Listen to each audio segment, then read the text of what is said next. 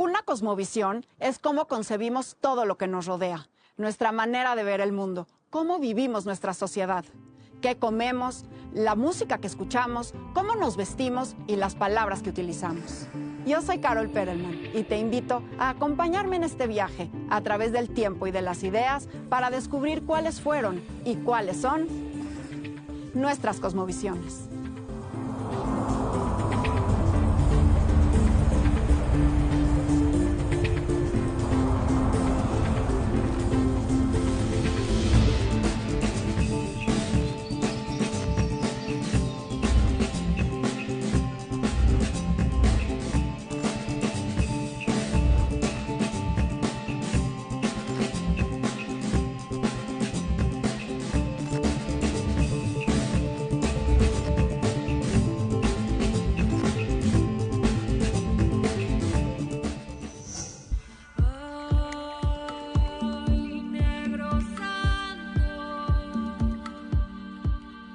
Lo que me preocupa del futuro es que en algún momento se lleguen a acabar los recursos naturales por la explotación y el mal uso que hace.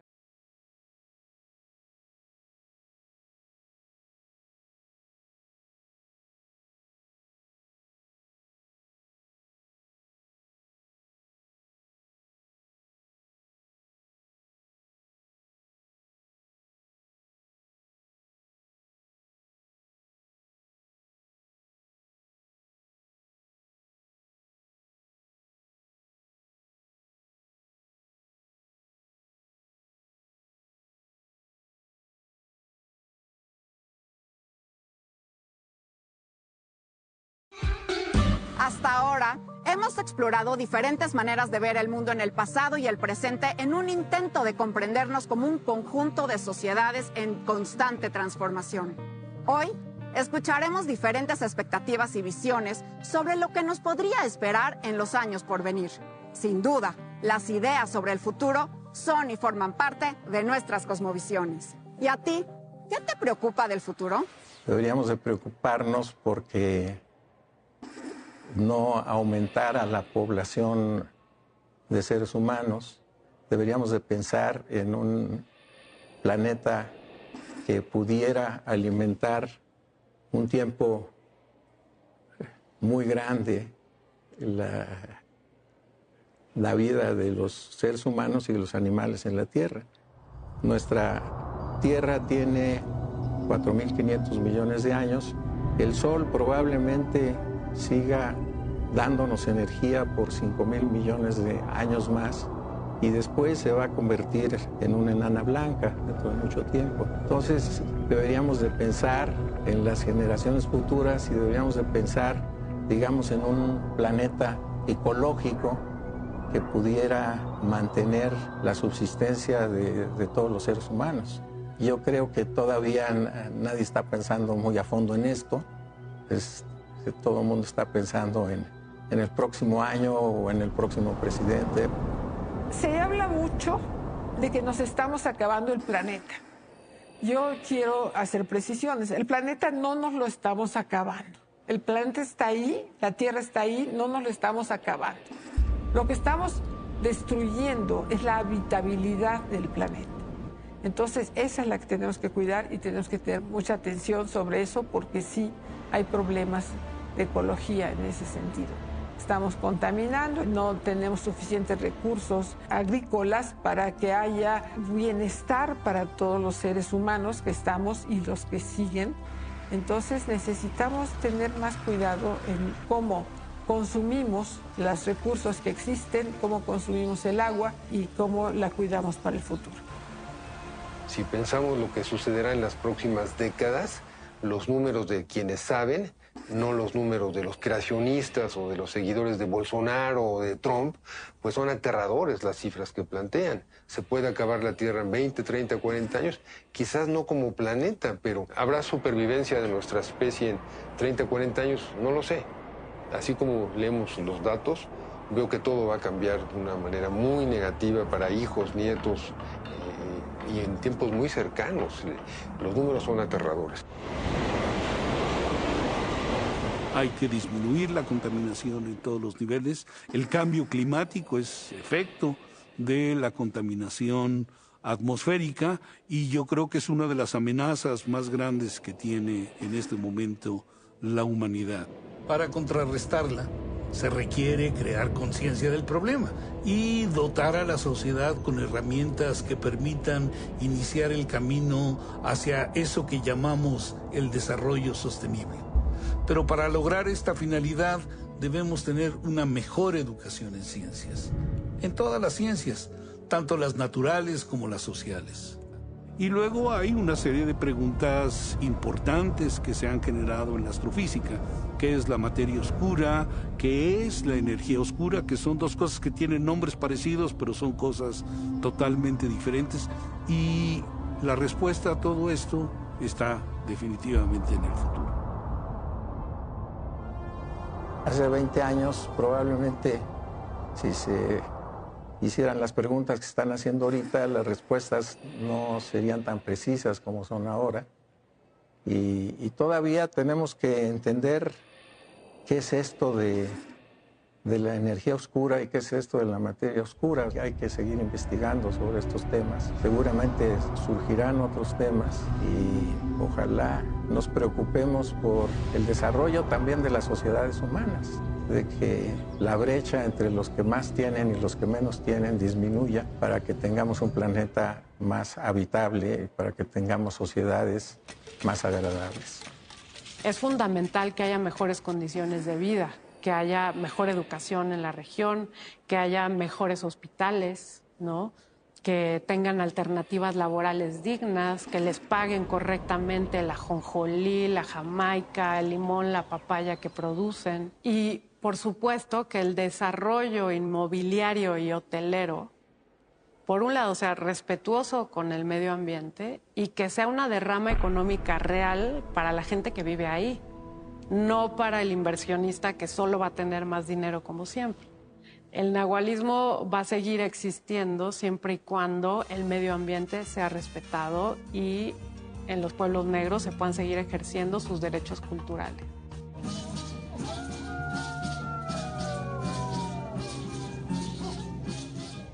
¿Qué tienen que decirnos los pueblos mesoamericanos sobre el futuro?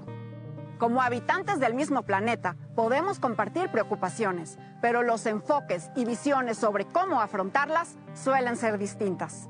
¿Qué aprender de ellos? Pues ahí creo que una de las enseñanzas que los pueblos indígenas nos pueden proporcionar en el siglo XXI, ¿no? Tiene que ver, y se está empezando a manifestar, sobre la visión del medio ambiente, la preservación del medio ambiente y el respeto de los demás. Yo creo que ahí sí hay una gran diferencia entre los sistemas politeístas, no las cosmovisiones politeístas, digamos, y la cosmovisión cristiana o la cosmovisión musulmana, no, de los pueblos monoteístas. Es esta apertura a los demás que permite aceptar la diferencia. Y eso se ve también en los pueblos actuales, que tienen la capacidad de integrar lo ajeno, hacer lo propio, ¿no? Y eso no es exactamente la tolerancia en el sentido de los derechos humanos, ¿no?, que proceden de la Revolución Francesa. No es exactamente eso. Pero sí hay una apertura al otro y la capacidad de integrar lo ajeno, ¿no?, sin tener un rechazo directo, que eso sí podría enseñarnos muchas cosas, ¿no? Y repito, pues esa relación con el medio ambiente, ¿no?, donde la naturaleza no es concebida como un producto, como algo que se puede consumir, sino un espacio vivo, poblado de seres con los cuales hay relaciones de intercambio, ¿no?, y de respeto, si no se nos revela. Y es lo que...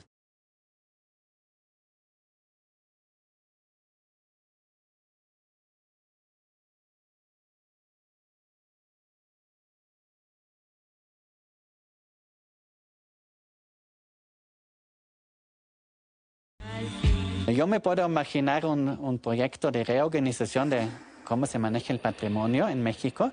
Entonces, ya no se concentran todas las piezas aquí en la capital o en las capitales de los estados, sino que las piezas estén en las mismas comunidades, donde también puede haber un uso ritual de las piezas en ciertas ocasiones, y los turistas pueden ir a los diferentes pueblos y que puede haber todo un derrame, vamos, económico, aunque obviamente es muy difícil resolver todos esos problemas de seguridad en este momento, ¿no? O sea, sería un proyecto a largo plazo, mediano plazo. Los retos a futuro para seguir divulgando nuestro patrimonio cultural, creo que en un primer momento son los presupuestos y el interés que el público pueda tener para promover que se siga dando esta divulgación. Yo sí creo que el que una persona desembolse un poquito o un más para comprar un producto cultural es importante. Creo que también es importante que haya material gratuito, pero el que la gente aporte implica como una acción mucho más reflexiva y más responsable. Entonces, lo primero sería eso. El siguiente reto sería poder seguir editando ese número infinito de contenido que hay en la red para hacerlo accesible a diferentes públicos. Hoy creo que, por ejemplo, los niños ya manejan las redes sociales y Internet de una forma fantástica, pero ¿dónde está quien les pueda ayudar a los temas específicos? Que ese es otro de nuestros retos como editorial. Y creo que esto va a ayudar muchísimo, el que en el imaginario colectivo se vea la necesidad, se vea primero la variedad y el valor de nuestro patrimonio cultural. Eso primero, lo tienen que conocer, y para poder conservarlo tienes que conocer.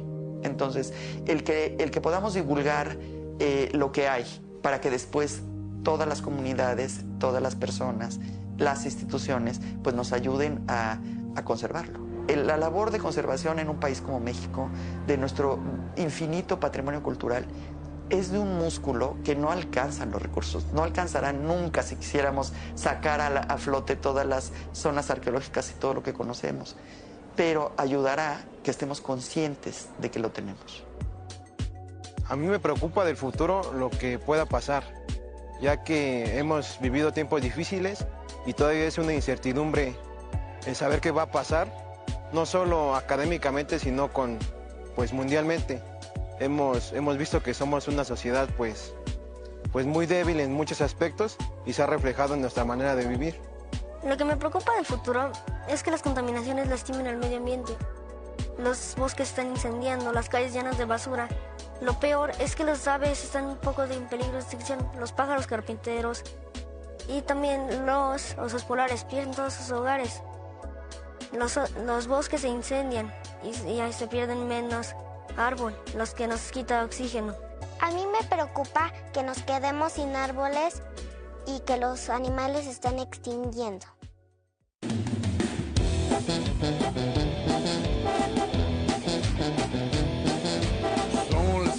Que sostiene al mundo, raíces de sangre y amor profundo, verde, blanco, rojo y entre dientes la serpiente, fuego en el corazón y en las venas aguardiente, la pala en la mano, el sol en el lomo con una canción de José Alfredo, nada nos detiene, a prueba de todo terreno, siempre entregando el corazón en la pelea, cualquier cerraje, no hay lugar en esta mesa, con cicatrices y cansado, nunca paras de luchar, demasiado mexicano como para renunciar.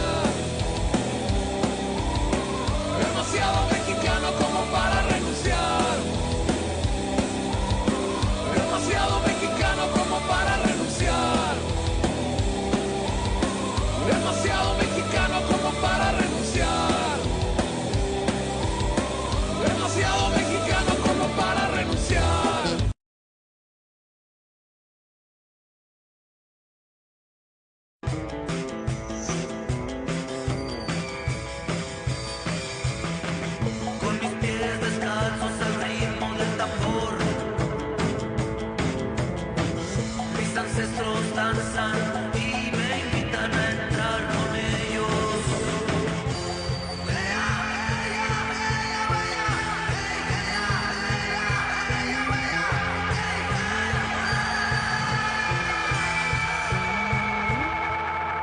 Una de las cosas que me preocupa mucho del futuro pues es obviamente la violencia, la inseguridad, la falta de oportunidades para los jóvenes. Lo más preocupante del futuro, principalmente lo veo por mis hijos, que van a crecer en esos tiempos. Es muy difícil la situación económica, la contaminación y la cuestión de que, sinceramente, los gobiernos, incluyendo no están haciendo mucho por un futuro próspero y de alimentación adecuada para los niños. Lo que me preocupa del futuro es que no podamos asimilar los retos que tenemos para poder gozar del mundo que tenemos. No creo que en el futuro tengamos la posibilidad de seguir al ritmo de producción, de consumo que tenemos en la actualidad, y es necesario tomar conciencia de eso, volteando obviamente hacia el pasado y al presente que estamos construyendo. ¿Cómo prepararnos para los inminentes cambios sociales, medioambientales, políticos y de otra índole que vamos a enfrentar? Muchos de estos retos son tan complejos que para abordarlos necesitamos de la conjunción de diferentes perspectivas y conocimientos. Yo creo que somos una sociedad que evoluciona constantemente y que algo que nos debe distinguir para, digamos, en un tránsito hacia una mejor condición humana de todos es la inclusión, la igualdad, poder establecer muchas formas comunes de convivencia. Y la tecnología, si bien puede hacerte llegar de manera abrupta algo para lo que normalmente tu entorno o nunca se había considerado, o no es necesario, o es irrelevante, o es algo que no conviene en algunos casos extremos, yo pienso que también puede ser usada para lo contrario. Puede ser usada para darte mejores servicios de salud, o para que tú aprendas más rápido, o para cosas fantásticas como poder garantizar la conservación de tu lengua. Entonces, las tecnologías también deben de ser ese elemento de inclusión. Hace unos 4 o 5 años vi cómo se viralizó en la península de Yucatán expresiones artísticas en maya. Y básicamente eran grupos de hip hop, de jóvenes musicalizando.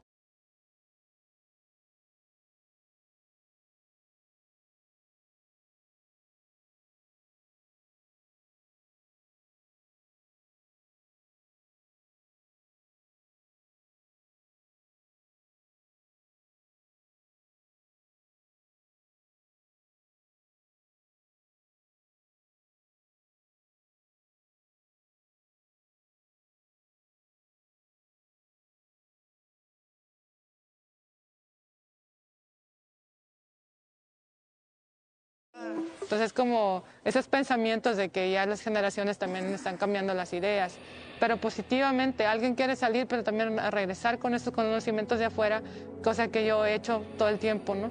Conozco a algún sitio y quiero como replicarlo en la comunidad porque lo veo positivo. ¿Por qué? Porque podemos hacer una innovación de esta cultura que tenemos en la cosmogonía dentro, pero lo podemos innovar, pero también lo podemos crear sin afectar la esencia que es en la comunidad, ¿no? Y mucha gente dice, es que Sara hace ese tipo de música que es muy diferente a lo nuestro, pero sigue cantando en lengua y a veces no entendemos lo que dicen porque no tratan de escuchar desde ese punto, ¿no? Desde esa idea. Por eso estamos aquí compartiendo estas palabras de los ancestros. Por eso hay que unirnos como seres humanos, buscar la paz y la unión, porque ya hay mucha maldad en este mundo. Por eso dice esta canción. Ajatipe Matkoma, esto fue el Coquipia. Justo pensar la diversidad cultural no significa solo reconocer la existencia de personas que hablamos lenguas diferentes, ¿no? Que vestimos de maneras diferentes, sino que realmente esta diversidad se deberá, ¿no?, vivir cotidianamente, y el reconocimiento a estas formas de pensar y de hablar y de vestir y de caminar y de comer, pues va a ser lo que tarde o temprano nos permita tener un país pues más justo y más vivible. Entonces yo creo que lo importante ahora es, y seguirá siendo por razones muy lógicas, la regeneración de la vida. Yo lo traduciría en nuestra época en la regeneración de los recursos naturales, ¿sí?, en la protección del medio ambiente, en el aprovechamiento de las energías renovables, es decir, buscar siempre la manera de que el mundo se mantenga, se renueve y podamos permanecer en él todavía por mucho tiempo más.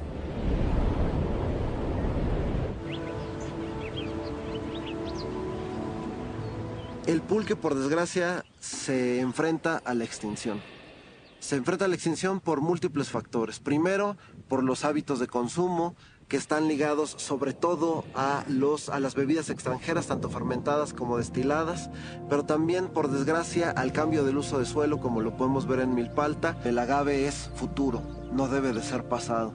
El agave es una planta maravillosa que provee no solamente de pulque, sino provee también de sustento, provee de vivienda, provee de un montón de cosas y de un montón de agentes ecológicos importantísimos para conservar nuestros ecosistemas, que son únicos, porque además la biodiversidad que encontramos en México es única, y el agave es pilar fundamental no solamente de nuestra alimentación y de una bebida como es el pulque o los destilados de agave como el mezcal o el tequila, sino también es identidad. Yo creo que no nos podemos imaginar el futuro de la humanidad sin ciudades. Y yo creo que es muy difícil imaginarnos un futuro sustentable del mundo sin las ciudades. Irónicamente, mucha gente piensa, o sea, las ciudades son estos entes que contaminan, que de alguna manera devastan áreas, ¿no? Pero si todos estuviéramos repartidos en el territorio de manera equitativa, habríamos devastado todo, absolutamente. Entonces, en realidad, las ciudades son esta forma humana de eficientar los recursos también. Entonces, creo que a futuro tenemos que pensar en que el futuro de la humanidad es urbano, en que el futuro de la humanidad, el futuro sustentable de la humanidad y del planeta también es un futuro urbano, pero que tiene que ser un futuro urbano pensado en que no podemos seguir acabándonos al planeta. Y creo que las ciudades tienen esa capacidad, pero bien podríamos hacer lo contrario. Entonces, creo que hay dos escenarios posibles y ojalá juntos decidamos ir por el futuro sustentable. ¿Cómo te imaginas tu vida en, digamos, 10 años? Y en 50, ¿qué cambiará y qué seguirá igual? Eventos como la pandemia parecían casi inimaginables y, sin embargo, nuestra realidad puede sacudirse en cualquier momento. Llevamos casi 2 años de pandemia y en un principio se pensó que la pandemia iba a ser un factor que nos iba a unir, que íbamos a comprender mejor conceptos de solidaridad, de empatía, de ayudar seres humanos a seres humanos, de cuidar más al ambiente, de relacionarnos mejor. De hecho, yo escribí un libro el año pasado que se llama Bitácora de mi pandemia, en donde hice un recuento de 200 o 150 eventos, no me acuerdo, vinculados con la pandemia, buenos y malos, de políticos, de gente común, y en donde trataba de analizar qué es lo que ha hecho la pandemia con nosotros, porque se dijo, pues ya regresaron los peces a este lugar, ya regresaron los cocodrilos, y ya los hombres vamos a entender más cuál es la dinámica y obligación del que tiene con el que no tiene, pero pues no hubo ningún cambio favorable. Las relaciones van a cambiar, sí van a cambiar porque la pandemia ha empobrecido al mundo y empobrecer al mundo hace que la gente que está más desprotegida pues se sienta más molesta en general con quien sí tiene. En la pandemia ha habido un incremento de la pobreza muy grande por la pandemia. En México hay 10 millones de pobres nuevos. ¿Qué hacemos con 10 millones de pobres nuevos? Pues no solo le corresponde a la cuarta transformación, sino que nos corresponde a todos los que tenemos una posición holgada. ¿Eso se va a mejorar? No lo sé. La situación, si queremos llamarla moral, ética, humana actual, yo creo que se ha ido enfermando más a partir de la pandemia. Bueno, lo que estamos viendo es que la enfermedad mental aumentó, se estima en 30% por la pandemia, en promedio, y entonces tenemos grupos que fue más y grupos que fue un poco menos. Las enfermedades más importantes son los trastornos de ansiedad, la depresión, el estrés postraumático y lo que llamamos duelos prolongados por las condiciones por las que murieron y por la cantidad de familiares que mueren. La depresión, que es la enfermedad más frecuente, Bueno, es más frecuente en los trastornos de ansiedad, pero la depresión es la que causa más discapacidad, ¿no? Y está relacionada con el aislamiento, está relacionada con el aburrimiento, está relacionada con la falta de motivación. No es extraño que entonces tengamos este incremento tan grande de la depresión. Pasó igual en las épocas muy difíciles económicas, las crisis económicas, las guerras, todas estas situaciones que orillan a eso. Y ahorita estamos viviendo eso, y yo pienso que es por la situación que tenemos de la pandemia, que en algunas maneras pues se asemeja, ¿no?, a esta parte de incertidumbre, de falta de expectativas en el futuro. Me gana a veces el pesimismo ahora con la pandemia y estando encerrado y qué va a pasar y pues qué va a pasar, que ya se está vacunando todo el mundo, que ya estamos encontrando y que se va a encontrar una medicina, porque afortunadamente en esta universidad y en otras universidades del planeta se hace investigación, que es lo más importante. El apoyo a la investigación, por favor. El apoyo a la investigación de todo tipo, humanística, científica, la ciencia básica, que parece que no avanza en años. Sin ciencia básica no tiene usted tecnología y no tiene aplicaciones tecnológicas. Yo estoy convencida de que nuestra cosmovisión podrá variar. Los valores importantes del ser humano no. La honestidad, la decencia, la amabilidad. Eso yo creo que en la medida en la que todos nos propongamos cultivarlo, ¿por qué va a cambiar? Muchas cosas van a cambiar. En 50 años veo a un México más plural, un México heterogéneo, que reconozca el valor de las comunidades, principalmente de las comunidades indígenas, un México que haya aprendido de las grandes ventajas que tiene el valor y el concepto de ciudadanía al interior de los pueblos originarios, un México en el que la persona tenga una participación plena, que haga posible una gobernabilidad más efectiva. Veo un México que aproveche todas sus ventajas y todas sus potencialidades, principalmente sus recursos humanos, porque al paso que vamos, yo creo que recursos naturales nos van a quedar pocos. Así es que veo un México en el que, pues sí, el ciudadano o la persona tenga más poder, un poder efectivo y un poder que haga posible su felicidad. Del Pacífico hasta el Golfo, de Quintana hasta la Baja, de clase mundial, la raza que más trabaja. Dimos al mundo lucha libre y tequila, el Nobel de Bolivia y la pastilla anticonceptiva. Lejos de casa, extrañando, nunca paras de luchar. Demasiado mexicano como para renunciar. Demasiado mexicano.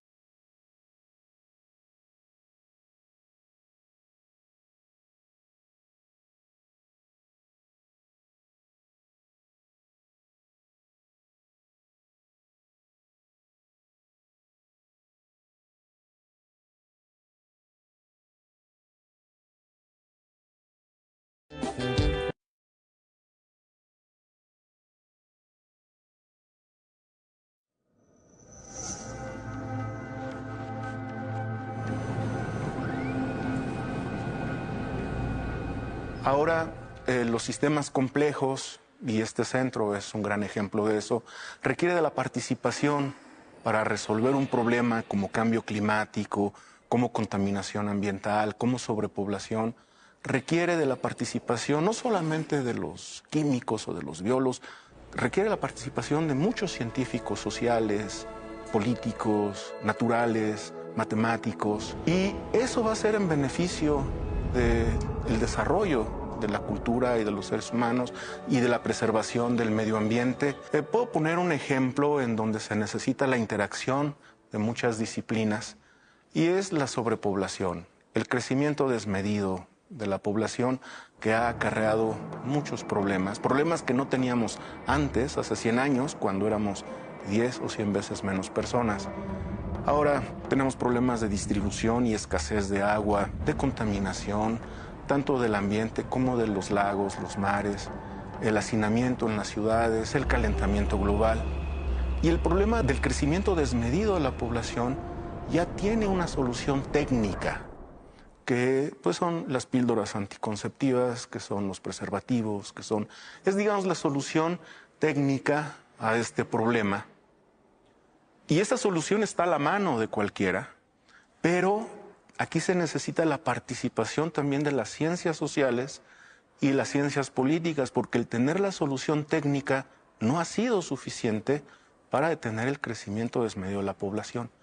Entonces, los nuevos retos que estamos enfrentando ahora van a tener que ser abordados por una conjunción de diferentes áreas, de diferentes disciplinas, la colaboración de diferentes científicos. Necesitamos hacer un gran esfuerzo para que haya una cultura científica.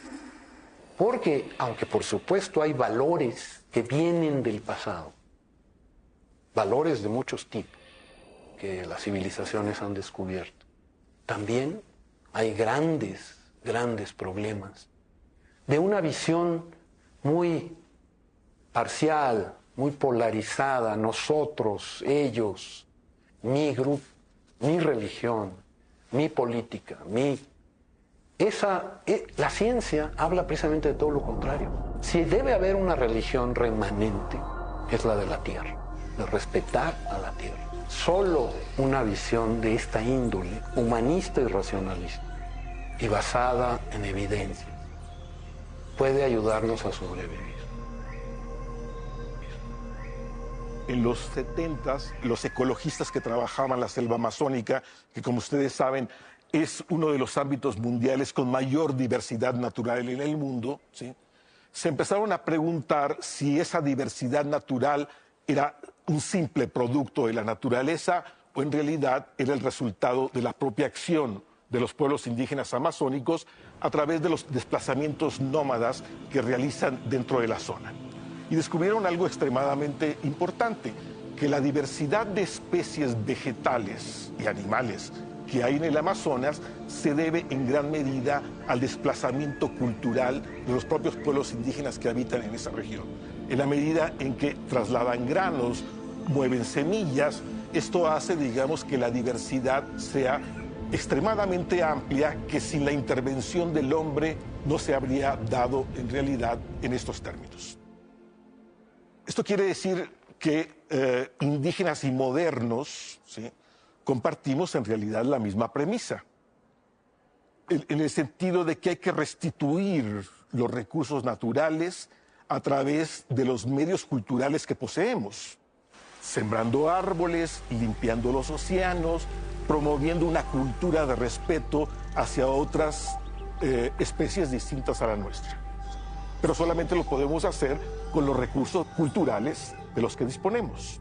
Entonces, efectivamente, yo creo que ahí, digamos, hay un punto de coincidencia donde el discurso indígena que viene insistiendo en estos temas y que generalmente consideramos como absurdo, puede darnos una lección que en el fondo no hemos terminado por aprender. Los valores que nos habían regido en los últimos 200 años, bueno, o que habían pretendido regirnos los últimos 200 años, que son los valores de la cultura occidental moderna, de la ciencia, del capitalismo, del pensamiento racional, claramente no nos sirven en esta realidad, porque sobre todo son esos valores y esas formas de conocimiento y esas formas de comportamiento los que han provocado el cambio climático, la crisis ambiental que vivimos, los que han provocado pues también indirectamente la pandemia de COVID-19 que ha trastocado nuestras vidas. Y entonces es difícil pensar que el capitalismo y la ciencia moderna que han destruido el planeta ahora van a ser capaces de salvarlo. Es como pedirle al borracho que ahora maneje porque dice que ya prometió dejar de beber, ¿no? Y entonces lo que claramente necesitamos en México y en muchas sociedades del mundo es justamente el desarrollo de otras formas de conocimiento, el desarrollo de otros valores, el desarrollo de otros sistemas sociales. Y creo que justamente México es un país que ofrece mucho potencial en ese sentido, porque en México desde hace 500 años el sistema capitalista, la cosmovisión occidental, la cultura europea ha convivido, pero no ha podido destruir con las culturas indígenas, con las culturas de las personas venidas de África. Y que esas culturas indígenas vivas de nuestro país, las de los pueblos originarios en la Sierra Mije, en la Sierra Huichola, en la región Tarahumara, en muchísimas regiones del país, solo mencioné a 3 pueblos de los más conocidos, justamente son alternativas vivas para vivir en el mundo. Estas personas, las comunidades indígenas, llevan 500 años conviviendo con el capitalismo y a la vez sobreviviendo al capitalismo.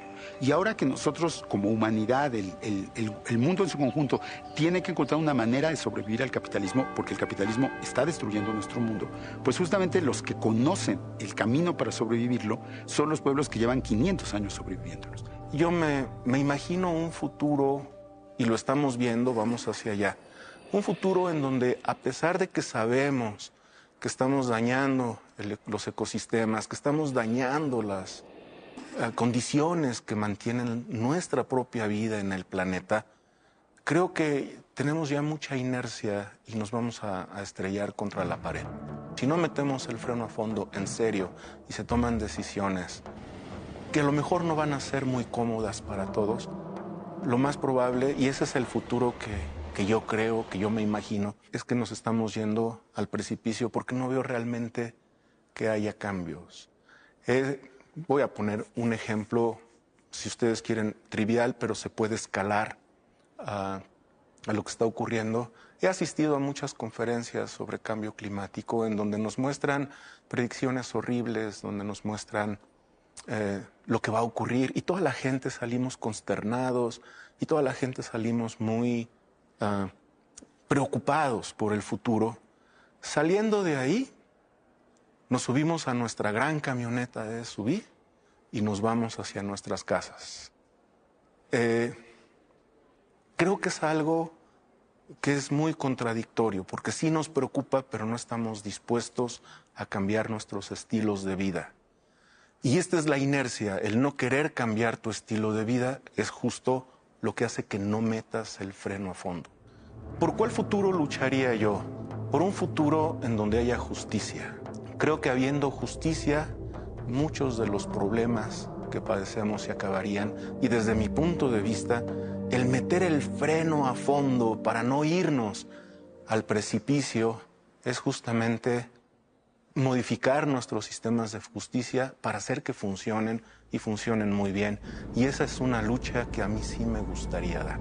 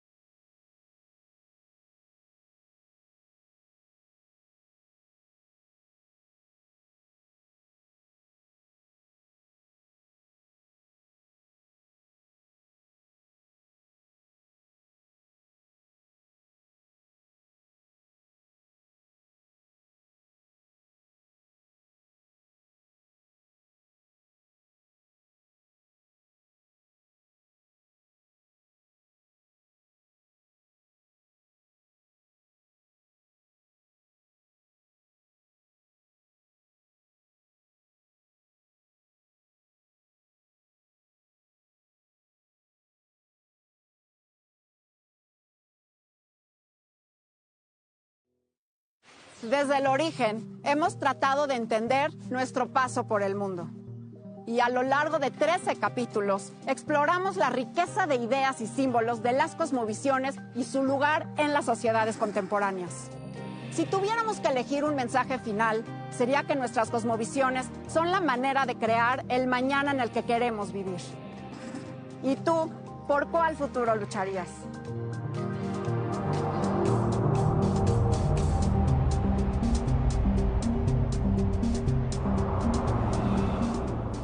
Me gustaría que sea el mundo así como que limpio, las contaminaciones que sean menos y que el virus desaparezca, que encuentren una cura, ya que ya me cansé de estar en mi casa, ya quiero regresar a salir. Y además, si tenemos un mundo limpio, significa ser felices. A mí me gustaría que hubiera más árboles, más animales y más agua para que los animales no se extinguieran. Estaría dispuesto a luchar por un futuro mejor, un mundo mejor, y para acabar también con la violencia de género que actualmente se vive en el país y en el mundo, en la actualidad.